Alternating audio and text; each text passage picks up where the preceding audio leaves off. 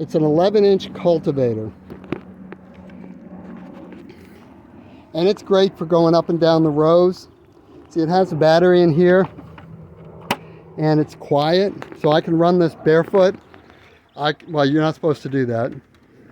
Scratch that from the script. But you turn it on, and it pulls. And you sort of pull yourself along. And then if you go backwards, it digs way down. Like that. I'm using one hand, but if you had two hands on it, you'd see it's a lot more controlled. That I go up and down the aisles with, and it's really good for getting the Bermuda grass and a lot of the weeds. So I know those aisles will be taken care of, but I can't get right up to the plants with that. I can get within like 4 or 5 inches, and so the tool I use after that is this tool right here. This is, let me get the battery for it. This is a Ryobi, I forgot what it's called. Let me get the battery and get over there. I'm doing it with one hand, which shouldn't be a problem. So this is a Ryobi something. Doesn't have a name on it. But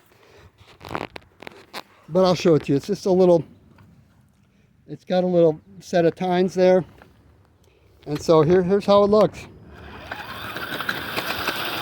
And there's a fast and a slow. And it's great for just going in and just getting those bad boys.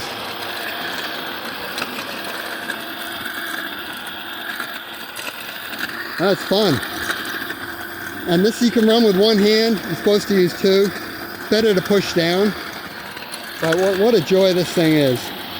And anyone can run it. A kid can run it. An elderly person can run it. Read the safety instructions. And this one has a bit of a problem shutting off. It likes to keep running. So I'm working on that, finding a repair for that. So that's the, it runs an 18-volt lithium battery. And wow, is it nice. I really like that. And then the other one that I really like and use a lot is the old string trimmer. Now, on this, it's really important to get one with a good head that's easy to change the string on. This one is not easy to change. But it's very light. And I like it a lot. It's a steel. It's very old. It's 7 years old. And it runs great. And haven't had any problems with it for 7 years. But it's not a strong weed whacker. It's a weak weed whacker. But it's enough to get right up to the rows. And so I can go right up to the plants almost with that and just get in between. I have a lot of control on that. And that makes a big difference. So those three tools, so I'll come in after a rain, and sometimes it's still drizzling, and I'll run those three pieces of equipment, that those two little cultivators and that weed whacker, and you'd be amazed what you can do. Now, let me look at my notes here and see if I'm getting ahead of myself. So a lot of times you're working around an injury, like if say you wake up with a very stiff back, well then you want to kneel and work. You want to work kneeling down. And so it's different strokes for different folks, and there's different strokes for different moods. If your back's sore, you do one thing. Your leg's sore, you do another thing. And you work around your challenges. It's just a grace I've learned as I've gotten older. A lot of times I'll hurt myself playing soccer, and that just means I'm going to the pool for a week. Or a few days afterwards, swimming, getting my exercise that way. And so in the garden, we gotta have a lot of grace and just do what we can with what we got. And you'd be amazed at what you can get done. So work within your comfort zone. And I've shown you the rakes, the tillers, the tractor. Let's see if I left anything out. The leaf rake, the dirt rake, the scraper rake, the tractor, the walk behind tiller, the row tiller, the one-handed cultivator, I call it, and the string trimmer. And now wardrobe, okay? So one of the great things about the garden is you get to wear all your old favorite clothes. Isn't that good? Yeah, that shirt, the shirt that your wife said you got to throw out, well, yeah, guess where it's going. Honey, I'm going to wear that in the garden. And you can be happy in your old favorite clothes. Isn't that wonderful? Yeah, we love that. But you want to wear, a lot of times you want to wear long pants. A lot of times with the weed whacker, I'll wear boots, even if it's hot out. just because that spatter gets up. A lot of times I wear long sleeves on my arms and on my legs, and just to keep. But a lot of times I go barefoot, and a lot of times I take my shirt off, and I'm just working in a pair of shorts. No one's looking over the fence here, so it's not really a problem. But you want to be comfortable and you want to dress appropriately. Sometimes I wear gloves, not very often. I wear earphones, like earplugs, the kind you roll and put in your ear. I have headphones. With the string trimmer, you got to wear safety glasses. That's really not negotiable. And then I don't like a lot of noise, so I wear, and I don't want to have to go deaf. I want my grandkids, now that I'm a new grandfather, I want them to, be able to communicate with me. So yeah. I wear what's appropriate. So weed whacking tends to throw up a lot of really nasty stuff. And so I tend to, with the string trimmer, I definitely deck out. I put on the armor. With the tiller, not so bad. But yeah. Okay, another thing I'd like to talk about is I'm a technology guy. I own an IT firm. I've been in computers for since I was a kid. And so I want to talk about weed technology. So, and this also applies to pests and bugs and things like that. So there's a new technology that just came out called RTK, which is real-time kinematic. And kinematic means in motion. So these machines now can navigate in motion, and they know where they are to within a centimeter. So 2.5 centimeters in an inch. So a centimeter is like that. Okay, I can't, if you can see that. About as thick as my finger. Maybe your finger too, unless you have small hands or huge hands. But I have huge hands. So in the past, like when a robotic mower was working, it had to have a burial wire. So it just worked randomly inside the burial wire.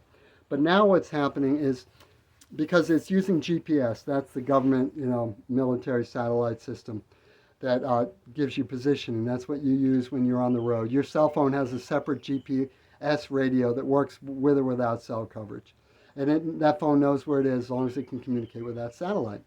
So what that means is that, but it's only accurate to within 3 feet or something, because they don't want, they don't want citizens having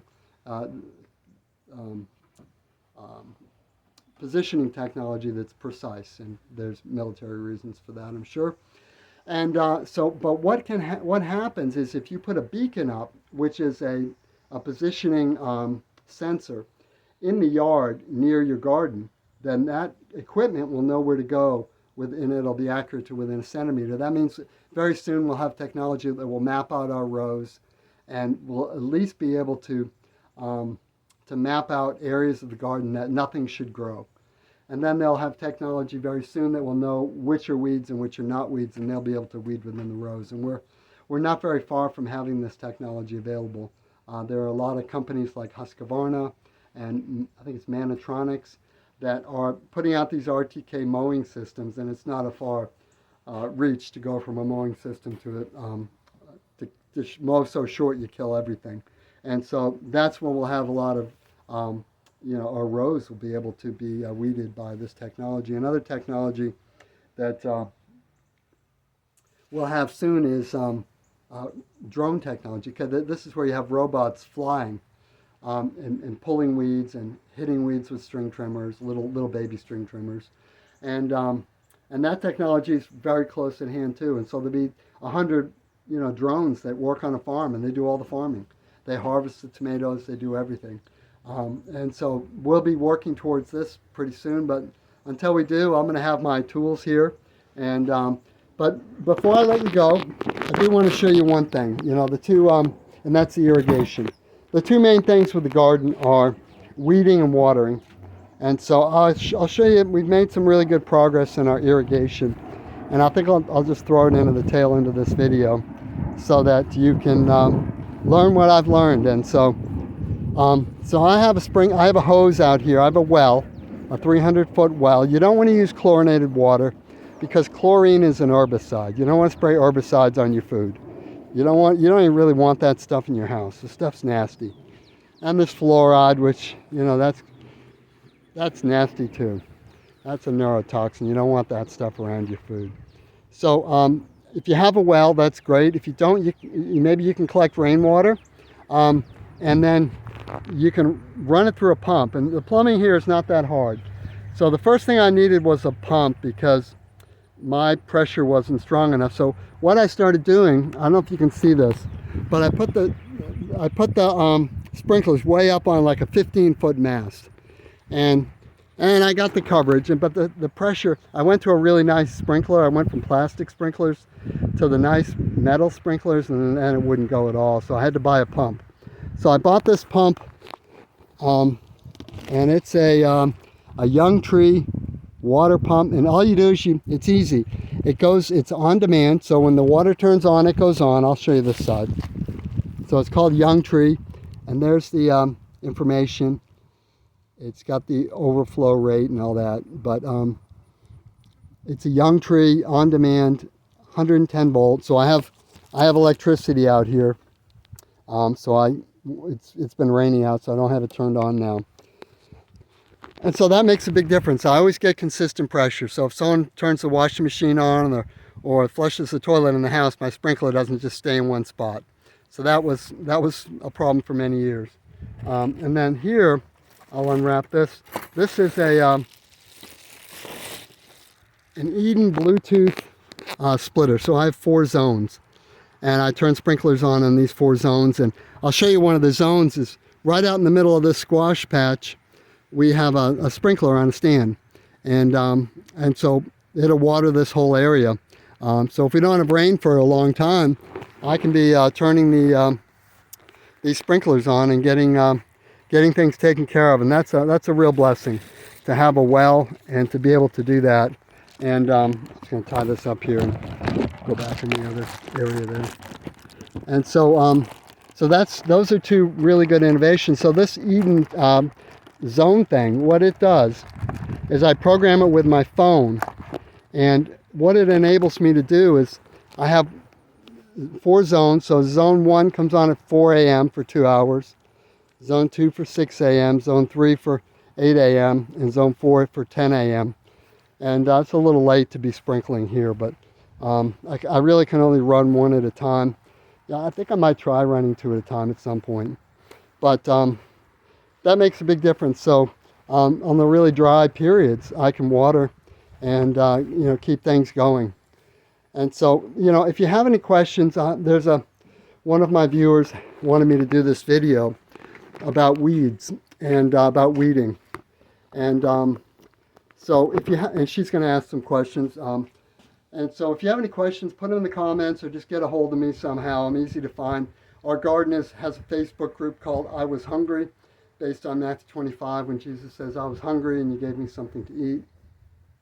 So send me your questions. Let me know what works for you. I mean, I don't know everything about weeds, and I'd love to learn what you're doing that's working. So if you have something that's really rocking your weeds, I want to know about it, and I want to copy what you're doing. So let's work together and make some great food. And so many people my age are getting so sick with cancer and heart disease, and it's so sad because a lot of this is foodborne illness, and we know that. And every website and every doctor will tell you that. It's not a mystery, and it's not a controversy. So let's encourage each other to eat well, and encourage each other through the pains of gardening. Gardening's tough. I mean, things don't work out great every time. Sometimes it rains a lot, sometimes it doesn't rain at all, sometimes the wind just blows all my corn down. Things happen in the garden, and it's a tough place. The garden's a tough place, and you've got to have a game plan, you've got to have the tools, you've got to have the knowledge, you've got to have the help, and you got to have the perseverance and determination. So I hope this video has inspired you to have those, and I look forward to hearing what you're doing and what's working for you, and what your victories in the garden are. So really appreciate you watching, appreciate the community that's here in these YouTube channels and stuff. There is a community here, and we are real people, and we do know each other, and we do know each other's trials and struggles and victories. So thanks for watching, and we will catch you on the next video. Well, hopefully we'll do a part 2 on the weeds and the pests. Thank you very much. Bye-bye. God bless.